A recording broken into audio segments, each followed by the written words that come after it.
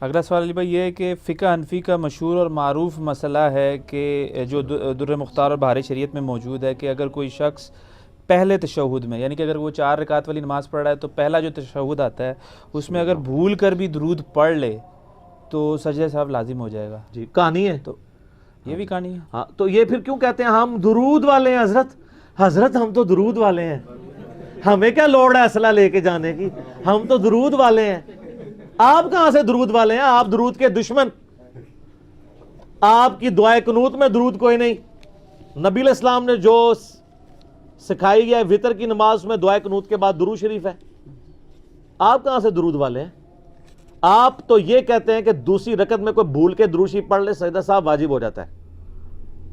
آپ تو درود سے بھاگنے والے ہیں. اور ہم آپ کو بتاتے ہیں صحیح مسلم میں حدیث ہے، سیدہ عائشہ کہتی ہے کہ نبی علیہ السلام 9 وتر ایک سلام کے ساتھ پڑھا کرتے تھے. ایک سلام سے مراد یہ نہیں ایک طرف سلام، مراد یہ کہ اکٹھے پڑھتے تھے.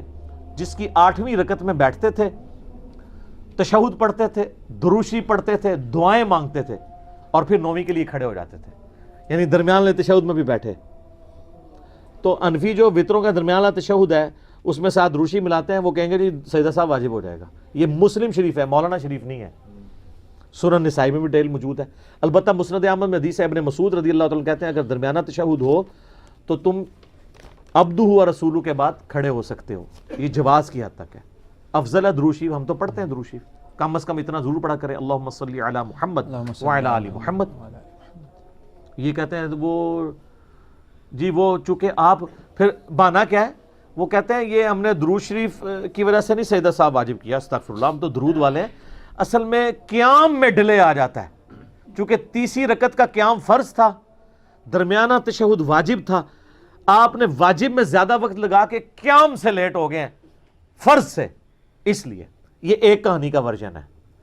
ہر جگہ نئی کہانی ہوتی ہے کیونکہ کہانی ہر علاقے کی ڈیفرنٹ ہوتی ہے.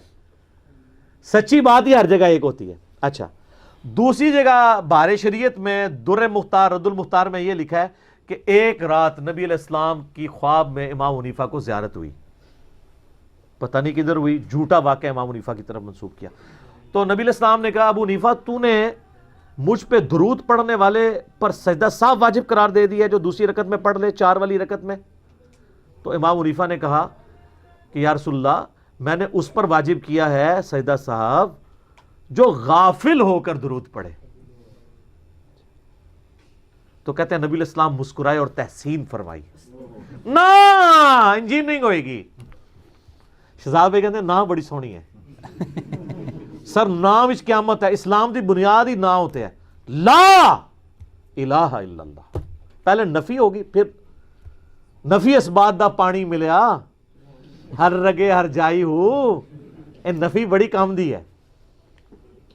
میرا ایک معصومانہ سوال ہے، جو غافل ہو کے درود پڑھے اس پہ تو سجدہ صاحب ہے، تو مراد یہ ہے کہ جو خود پڑھے اس کو تو ثواب ہونا چاہیے. پھر دوسری کہانی کیوں کرائی ہوئی ہے آپ نے؟ تو نبی علیہ السلام نے آگے پوچھا نہیں کہ ابو حنیفہ جو شوق سے مجھ پہ پڑھے، تو وہ اگر پوچھ لیتے تو امام حنیفہ فارغ ہو جاتے، یعنی خواب میں جو تو جھوٹا واقعہ. کیوں؟ فقہ حنفی کا یہ مسئلہ ہے کہ جو چیز سجدہ صاحب کو واجب کرتی ہے وہ جان بوجھ کے کرنے سے نماز ہی مکروہ تحریمی واجب الاعادہ ہو جاتی ہے، دوبارہ پڑھنی ضروری ہو جاتی ہے. اگر آپ درمیانے تشہد میں جان بوجھ کر درود پڑھیں تو فقہ حنفی کے تحت نماز ہوئی نہیں. بھول کے پڑھے تو سجدہ صاحب ہے. تو کہانی کرائی سی کہ غافل ہو کر پڑھا تھا تو کہتے ہیں نبی علیہ السلام مسکرائے. نبی علیہ السلام جو انٹیلیجنٹ بندہ کون سی، آپ تو فوراً پوچھ لیندے. اس میں دوسرا پوائنٹ بھی ہو سکتا ہے کہ غافل ہو کے پھر دوسرا والا آخری والا کیوں نہیں وہ سجدہ صاحب کر رہا لازم؟ کون سا؟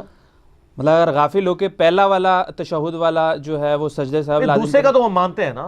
نہیں تو غافل ہو کے تو دوسرا بھی پڑھ سکتا ہے نا بندہ آخری والا. ہاں چلے خیر، آپ اور طرف ہی بہت ہی عجیب انجینئرنگ کر رہے ہیں. آپ بات کو اس موضوع پہ رہنے دیں جو اصل موضوع ہے، کہ جو ان کا اپنا اصول اور مبادی ہے نا اسی کے اوپر یہ پورے نہیں اترتے. تو میں نے میری یوٹیوب پہ ایک کلپ بھی اپلوڈڈ ہے، فقہ حنفی کی انجینئرنگ، وہ میں نے اسی واقعے کی انجینئرنگ کی ہے کہ یہ واقعہ بیٹھتا ہی نہیں ہے آپ کی اپنی ڈاکٹرن کے اندر بھی. کہانیاں کرانی چھوڑ دیں آپ. تو ہم آپ کو بتا رہے ہیں کہ درمیانے تشہد میں بھی درود شریف پڑھا جا سکتا ہے. حتیٰ کہ بخاری مسلم میں ہے کہ نبی علیہ السلام فرض کی تیسری اور چوتھی رکعت میں سورت بھی ملا لیتے تھے اور بعض اوقات اونچی آواز سے پڑھتے تھے تاکہ ہمیں پتہ چل جائے. فرض کی تیسری اور چوتھی رکعت میں سورت ملانا افضل ہے، اگر کوئی چھوڑ دے تو جائز ہے. درمیانے تشہد میں بھی درود شریف پڑھنا افضل ہے. ٹھیک. اگر کوئی چھوڑ دے تو جائز ہے.